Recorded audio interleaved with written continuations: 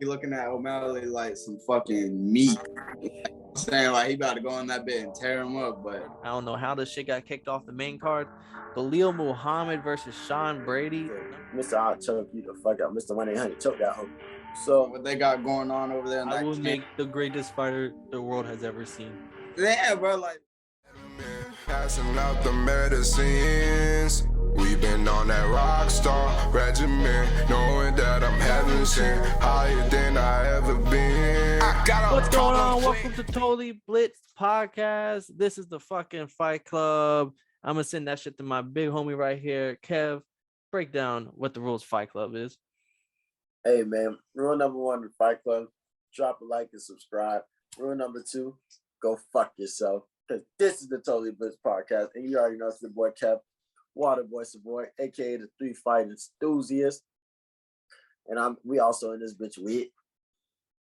what's going on, boys? It's your boy Primetime Penley, man. Get into these UFC fights, man. 280? Yes, sir. 280, come on now. Biggest card of the year. Niggas be asking me, yo, how much you weigh, bro? 280. 280 Yeah. on a light day. That's after that cut weight. On a cut day. Shit, man. It's fucking stacked with cards from the prelims onwards. We got potential fucking contender fights right here on in the what's the featured prelim, and honestly the fight that I think should be on the main card. I don't know how this shit got kicked off the main card. Khalil Muhammad versus Sean Brady, number 5 versus number 8 at the welterweight division right now. Yeah. Why they leave it off? They didn't want to be sexist.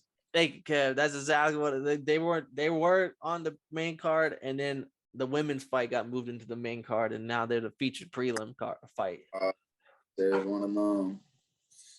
It's all politics, baby. I understand it, but we still get what's up, Cap? We still get to see the fight, so it's cool. I'm actually a Khalil Muhammad fan because he beat Vicente Luque. I'm a big Vicente Luque fan, so I got respect for him. But who's he fighting? Not Derwish. Who's he fighting? Sean Brady. 15-0, hasn't lost. Tell me about Sean Brady, because his name gets a lot of respect in the game. Because I used to get him and Sean O'Malley confused. 5-0 in the UFC. He's a young gun, phenomenal wrestler. Like comes out of Hoist Gracie, BJJ Philadelphia. So he's one of them Philly boys, but he's great BJJ, great wrestler. Khalil Muhammad, as we know, is a phenomenal wrestler. He like people hate him because all he does wrestle and maul people, and it's boring to watch. In their words, not mine. So this is really like a movable object running into a brick wall. Like it's like something's got to give. Is Muhammad's got 90% takedown defense. He had Damian Maia, all-time BJJ great, shoot 20 takedowns, only get 1. So like his takedown defense is fucking legitimate. Sean Brady, this is by far his toughest opponent yet. He's got the number 8 rank. He hasn't really fought in a year, so we don't know if we're getting like Sean Brady from last year or ring rust. We don't even know why he hasn't even been in the game really. But one thing I can say is he loves to use that jab to set up his shots. So like he'll jab his way until he fucking shoots a takedown. He's really good at mixing it up. But this is really a 50. Like a lot of these fights are gonna talk are really 50-50. Toss a coin and make your pick. Nah, definitely. So I like Khalil Muhammad, and I'm a firm believer you don't get better at something by not doing it. So I think I got to take Khalil Muhammad on this one over the 15-0 Sean Brady. I'm gonna ride the Muhammad train with you. He's fought way better opposition. He's looked good doing it. And early on, Muhammad looked kind of like one of those couple fights in the UFC and not be remembered, get tossed out kind of guy. And he's only gotten better to the point where they're throwing his name into the title shot. So I think he's way better than, not way better, but we'll just see his more experience and well-roundedness kind of play out. Okay, I gotta go Big Brady then. Big Brady. Which is not a bad pick, even slightly. It is 50-50. This is really a 50-50 fight. It says, who do you think is going to win those wrestling exchanges? Right. How old is Brady? He's 30, I want to say, but he hasn't fought a lot. So like, it's not like he's a young 30. Some UFC fighters are retiring at 30. He's kind of getting his feet wet. He's still young in the fight game type. Brady is the favorite here, minus 140. Muhammad plus 120. Literally a pick 'em. This is close odds right here. Oh, bueno. Next fight, we gotta talk to ladies. This is maybe a title contendership fight. That's maybe also why it's in here, because Katlyn Chookian, number 1 flyweight versus Manon Fiorot, number 6 flyweight out of France, 4-0 in the UFC. She fucking Marcus would like her because she punches like power punching, got mean combos. She got a nice little side kick. She does real pristine footwork. She's really good on the feet. And then Chookian, I just call her Katlyn. Katlyn, she's number 1 for a reason. She's been around. She's been in UFC since 2016, 15 fights, 11-4. Her only losses are to Valentina and Jessica Andre, both all-time greats. And I'm not gonna lie, one of the reasons why I like her, she's like 5'9", she's big as shit. And when she be like, fa fa fa fa fa fa fa. Fa, fa, fa, fa. And you hear that shit, it's so, and I'm not gonna say funny, but it's just entertaining to watch her and hear her, because she'll let you know when she's throwing them. Damn. Hey, I wish I could have seen her fight in the Apex. That's where I first seen her fight, was the Apex. So you definitely hear her the whole fight doing that. And that's where I really liked her, but she's low-key like the Robert Whittaker, Colby Covington of women's flyweight. Like always the bridesmaid, never the bride, but she's always number 1. She's nice with it like that. That's fine. I want to see. I'm looking interested in this fight, because I'm not gonna lie to you. I was gonna like go get some food during this fight, but damn, it sounds like this might be interesting. I got to see what Katlyn's talking about. Katlyn's stand-up fighter too. Like I said, fa fa fa fa. But like she throws volume. Not gonna knock you out. All her wins are decision.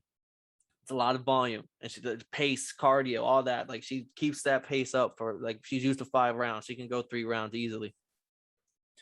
Fiorot, this is a step-up fight. She's number 6. She wins this. She beat the number 1 girl. Maybe it's new blood in the division. She's been knocking people out. She's been fucking people up. She even showed a little bit of her ground game last fight. So it's really do like the tried and true Chookian, or the new blood in the water here at Fiorot. You want the new blood, man. That shit sound too good. Big pay-per-view. We'll see, man. It sounds like there's a good chance one of these people gonna have to fight on Dalia Santos. So like we'll see what goes down, man. But my bad, I didn't mean to cut you off, Marcus. Nah, you didn't cut me off. Kev, who you going? You going with Yeah, I gotta see what Katlyn's talking about.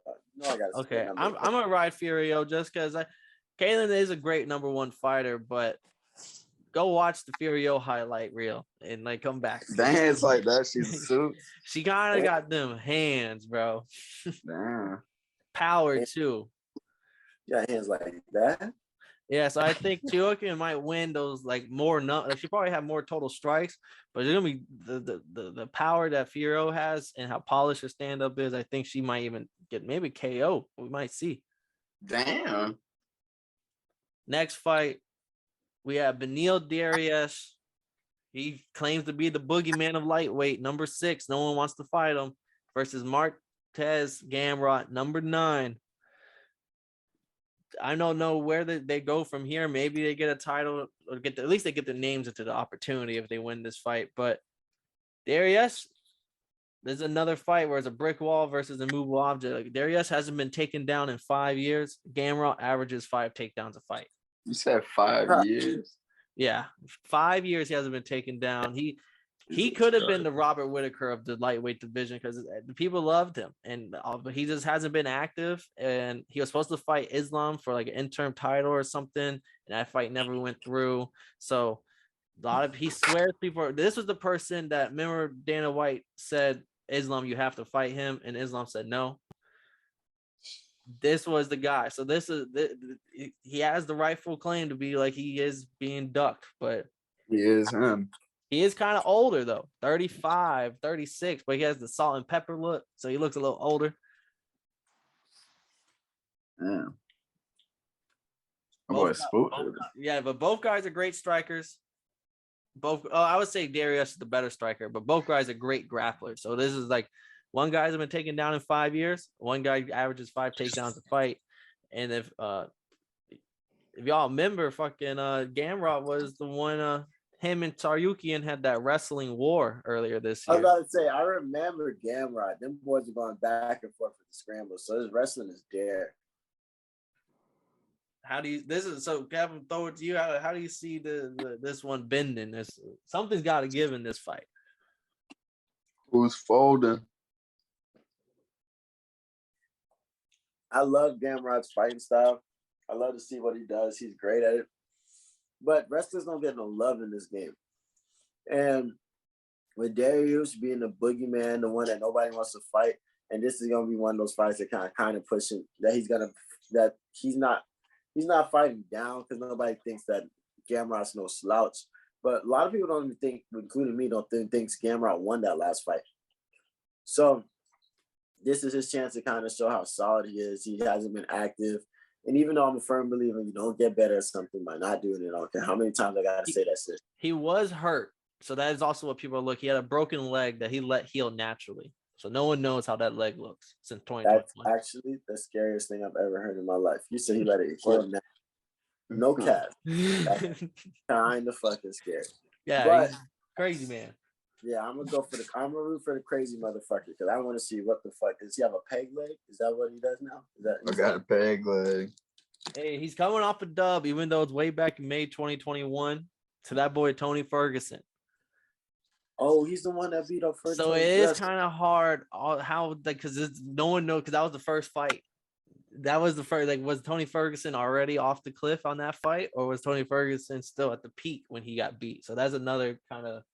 People don't know. This is why Darius might be one of the funnest fighters to see. Like, he could be the number one guy, or he might just be middle of the pack. Oh. Also, Mark, how you see this fight breaking down? And I will say this: all 3 fights that we've talked, all odds are. This one is minus 180 Gamrot, plus 160 Darius. So another literally a pick 'em. Like, this is a 50-50 fight. and them boys, that's crazy. That's just really whoever's gonna fold first. I don't know. I guess I'll ride with Gamrot for real, but that's a toss up. I don't really know. Hey, usually that's funny that I chose on Darius and Marcus chose Gamrot. Like, that's funny as fuck. Usually it's backwards. I would have picked the rest. You would have picked the striker. No, that's true. Man, it's funny as fuck. I want to root for Gamrot because that was my guy going into the last fight. But I think Darius, like, we haven't seen him in a year, but I do think that he's legitimate. Like, he could be that Robert Whittaker type of guy. I don't think he's ever gonna win the belt, but he's gonna be that number 2 guy that's always number 2. Damn.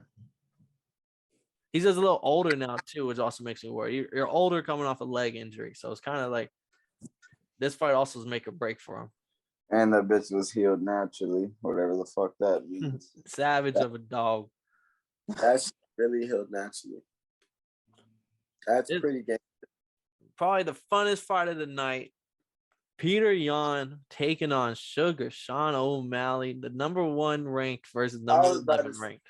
I was about to say, please scream the fucking rankings out loud, because Sugar Sean coming off the no contest from Pedro Munoz, and Petr Yan coming off of this mantling he took from Aljamain Sterling. This is a good timing for the fight. And they said that, on DC and RC, they said that Petr Yan's manager, who's good friends with DC, was looking like O'Malley. Like, what's he doing here? Like, why is the number 12 guy fighting the number 1 guy? Like, who's this guy? Does he have a chance? And I think that's what's crazy, because Petr Yan has 2 ways of going through this: becoming that savage Wolverine beast that we know he is, and fucks up O'Malley from start to finish. Or this fight can go with O'Malley showing that he can step up with competition. He's about his business, and he can make this fight close even if he does lose. Because he makes it close, now it's like, dang, you want to kind of stay close with Petr Yan. And you might go to the top 5. Let's get you a new contract. You feel me? And they said the winner of this gets the title shot, so it's gonna be fine. No, that's true. And low key, this could have been Cheeto in this fight, but Cheeto didn't want to wait until September or October. He wanted to fight in August, and Petr Yan was like, "Who the fuck are you?" And so then that's how Sugar Sean kind of landed into this gig, and now Cheeto Vera kind of still has to take the long route for a title shot. That's a big step up for O'Malley. That's your boy, ain't it? I know. Wait, both of these are your boys right here, aren't they? Yeah, no, I fucked with Jan, but definitely O'Malley, man. Fuck it, bro. This shit is gonna be a big step up. He's gonna have to prove that he's a dog, man. Especially show on a big pay-per-view like this. Everyone's gonna be tuned in. Fucking Jan's coming on. He's gonna have some fucking blood in his eyes. I ain't gonna lie. That shit's gonna be a tough fight. He's a set. Isn't it technically back-to-back L's for him? Yeah. And so, he earned both of them. Dirt on his name right now. Dirt on his resume. It's like, man, he looking at O'Malley like some fucking meat. Like, I'm saying like he about to go in that bit and tear him up, but shit, man. I'm gonna put it for the O'Malley. Got to. I want to see him level up and see if he's really about it. Can he really? He wants the title shot eventually. Like this is his time to show it. No rap cap, man, but I got Petr Yan in this one, y'all boys. I ain't gonna lie to you. Petr Yan's a savage beast. And like Sean O'Malley showed great striking, but nah, Petr Yan's just a different. Nah. You said nah. You had to think on it for a second. No, I'm agreeing with Kev, bro. Like, this is gonna be an absolute bloodbath. Not absolute, because Yan is a slow starter. So I do think this being a 3-round fight does kind of help O'Malley. But what Mark just said, the way he broke it down, how he's gonna chew him up like a chew toy, and he's just looking at him like you're in front of me for my belt right now. Like, get the fuck out of my way. Like, he's going to go in there, and I think he's not going to take that first round off like he usually does in most fights, because he's smart. His ring IQ is absolutely insane, arguably the best in the UFC. He knows he has 15 instead of 25. He knows what he has to do within 15 minutes to go get this dub.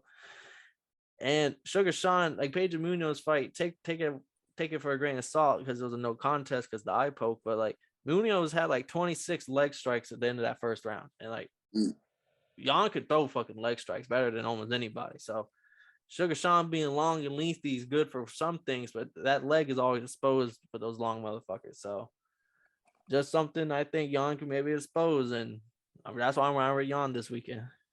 So could this be a moment where people realize O'Malley is overrated? He's not overrated. He's just good. He's just a good businessman.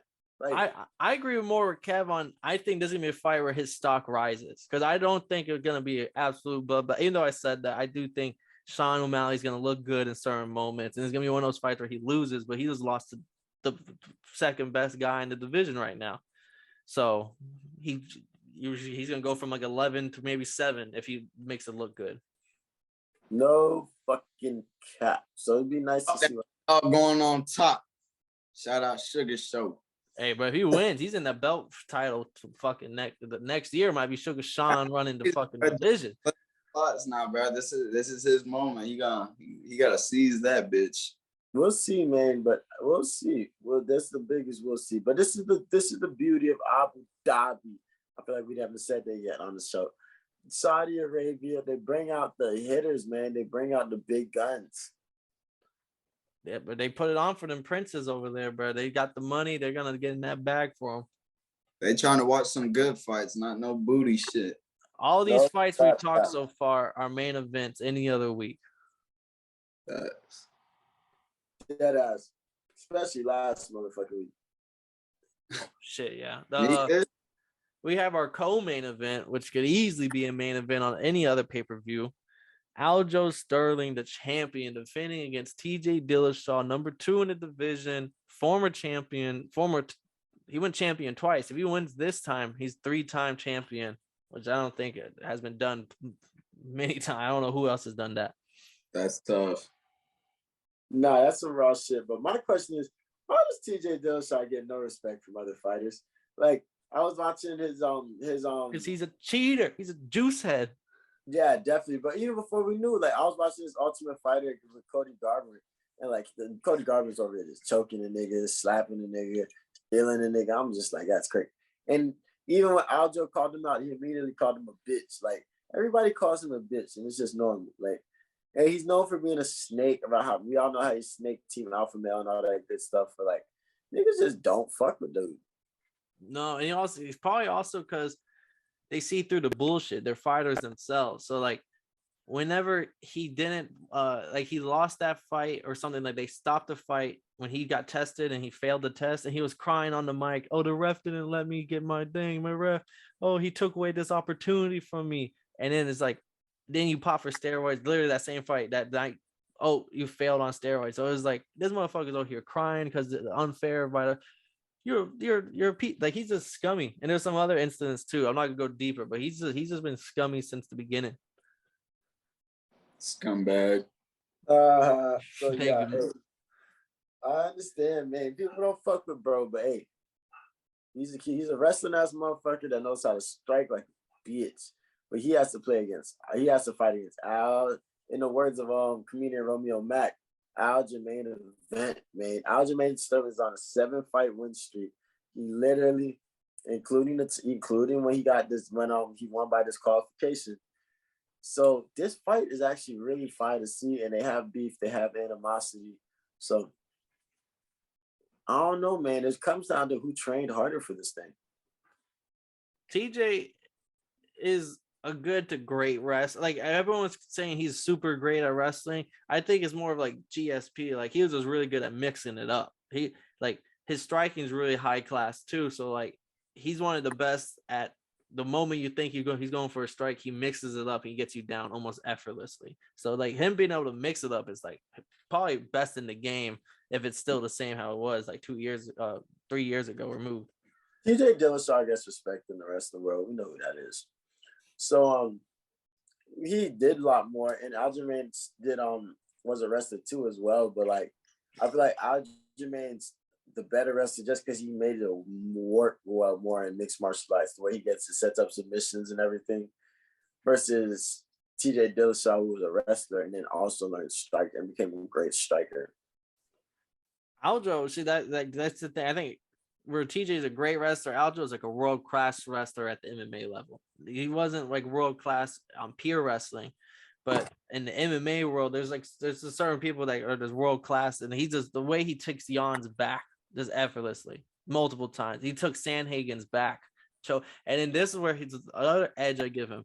His BJJ game is even like might be better than his wrestling game. The only reason we didn't see it with Jan was because he was just dominating on his back, but like Corey Sandhagen is a top 5 fighter in this division, and he took his back, choked him out in like 30 seconds. Just light work. So like for those reasons, I'm riding Sterling. I also just don't like Cruz, but not Cruz, Dillashaw, but Dominic Cruz out wrestled him in UFC, and I think Aljo's on that Dominic Cruz level of wrestling. So just give me Aljo here to defend the belt, get the dub. No, I definitely got to take Aljo on this one, just off the fact that in the last fight against Petr Yan, the first fight against Petr Yan, we all agreed that Bird was getting fucked up. Like, it was like, damn, not my dog. Mr. I'll choke you the fuck out. Mr. 1-800, choke that hoe. So to take the rematch in not that much time and then come through, show that, train your fucking ass off and show that you was ready to fight, push the pace, hold him down, make him feel uncomfortable, force him to lose.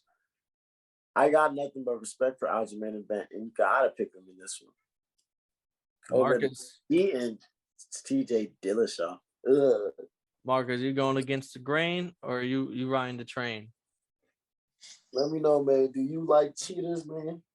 Yeah, you twirled with that. But nah, man, I'm riding with the train, man. I got champ is gonna do champ things. Gonna come in that bitch, clock in, clock out. Give me that back. And it's over. Cock out. Give me that back. I like that. All right, Kev, Marcus, this is what we came for. This is the main event. This is we've talked about fight and hyped it up previously in other episodes, man. This shit's been awaited a long time, man. Bro, This is what we come to Abu Dhabi for, 18 hours away. This is what we all came for, bro. This is it. This is what's selling the boots and asses, seats and I don't know, but this is the fight right here. Oliveira versus Islam for the lightweight title of the world. Kev, I believe you was heavy on Oliveira, right? Or have you been playing the 50-50 side? Are you more? See, look, first off, I love Islam. I love anything from them boys out there in Dagestan. Them boys is savages. Them boys is tough. And he's confident. He's really ready to do that stuff. So I love what Islam got going on. But dude, Bronx is just so cold to me. I seen a stat the other day that after 16 submissions, only 4 of them have come from his own takedown. So you take him down, he chokes you out. He's like, you fucked up. Yeah.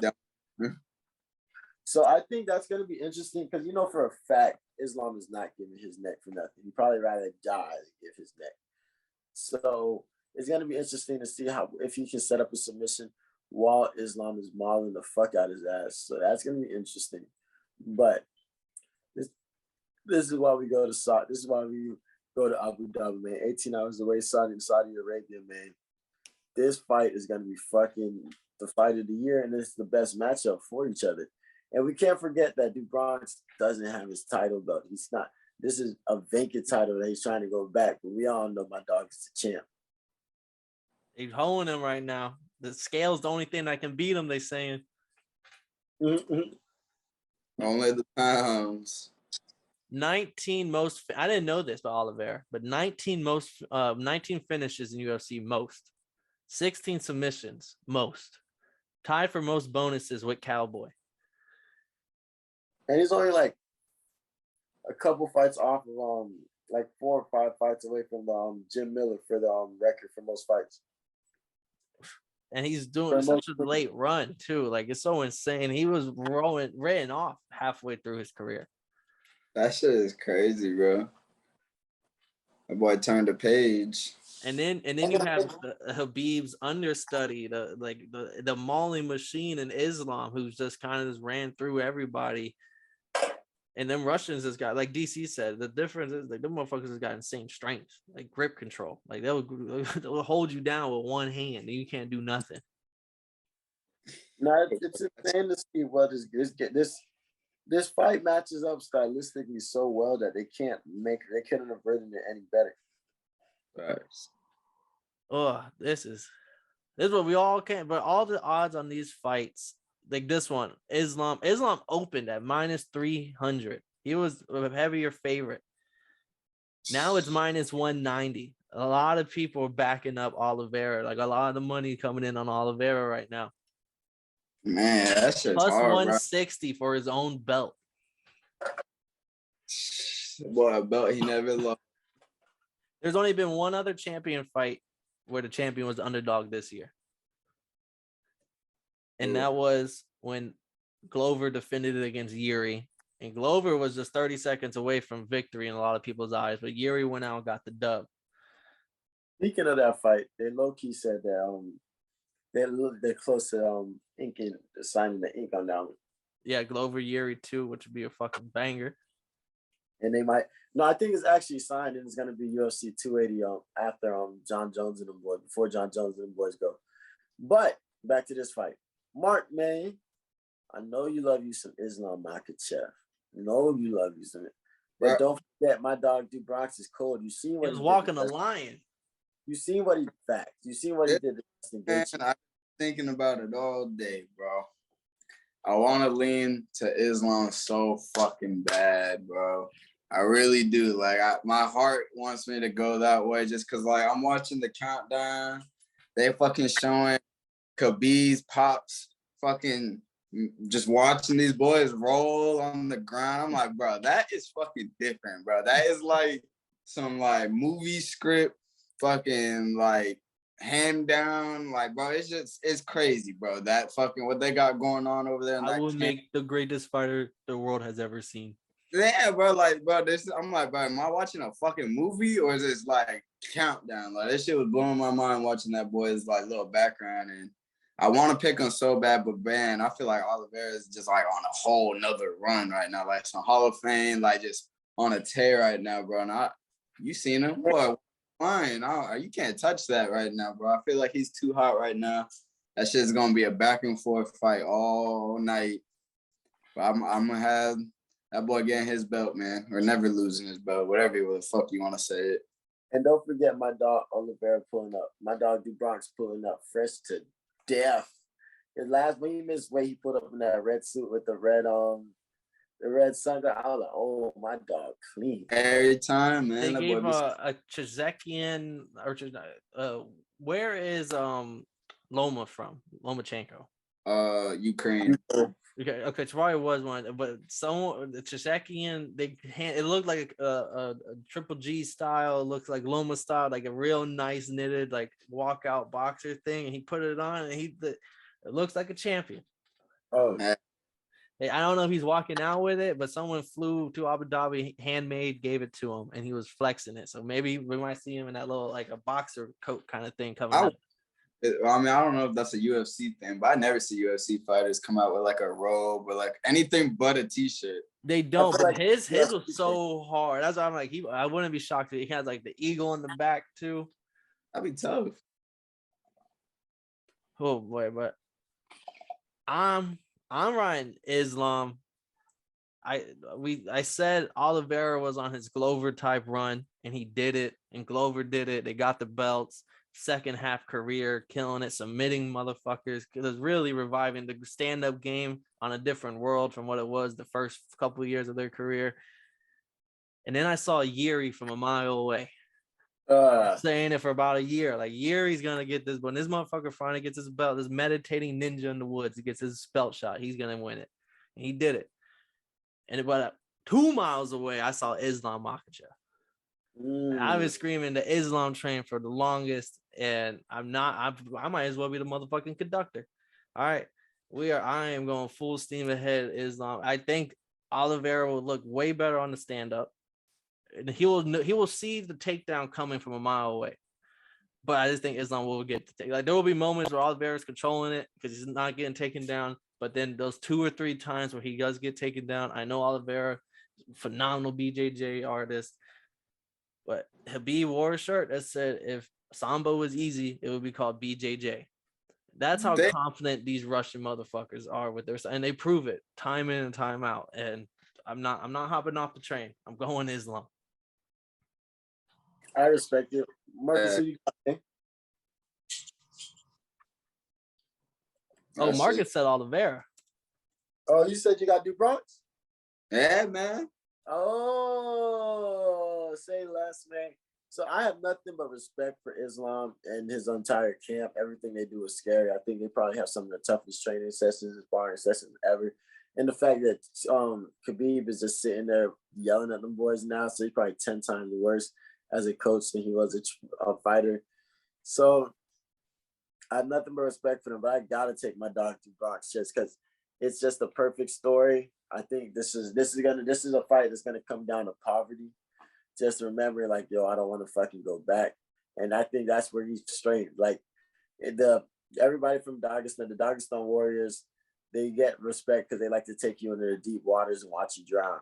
But DuBronx is waiting in the deep waters for you. So we'll see what they do in these deep waters. Can DuBronx get a submission in the 4th or 5th round, or is Islam gonna maul him every time he's on top? Every time he's on top. But we'll see, man, because it's gonna go down to the ground, and I think that's gonna be the biggest case. Who asserts themselves more? Man, that shit is crazy that Khabib coaching you, and then he could kick your ass on the mat too. Like, he can yell at you, and then he's gonna beat your ass on the mat. Man, that shit crazy. Nah, no rap cap. Nah, this is the fight, bro. All these fights fucking bangers. We're split on some of these fights. I like that. The only fight we all agreed on was Aljo. So, oh man, UFC 280. Its main card starts at 3 p.m. No, 2 p.m. Yeah, I was about to say it starts at 2. 2 p.m. But you're gonna want to be there for the prelims. Belil Muhammad's on there. Fucking, and we got time fights. Oh man, that's I low-key fuck with that. No cap. Yeah, bro. So just get there early. 10 a.m. is when the prelims start. And I have a feeling this is going to be a fucking show start to finish. Like everyone on here we didn't talk to prelims. We don't have all the time in the world, but just know there is ranked welterweights down there. Fucking 8-0 super prospect Muhammad Makhachev. He's the one at the AK-47 at UFC London too. And he Batista bombed the other dude. Like there's a dog. Dang. They got legit prospects there. Like the prelims are stacked.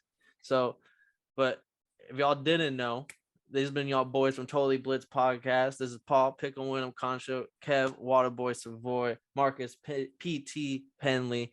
And this was another great episode of Totally Blitz Podcast. And if you didn't know, we don't mind letting you know that use a beat. I got a problem with being problematic. Get the light beam on me ready for electrostatic. Don't you step into this box if you're not batting. Then my gang got tools. You could call them boy crap, man. This gang got rules, man. You better watch your passes. This ain't not new.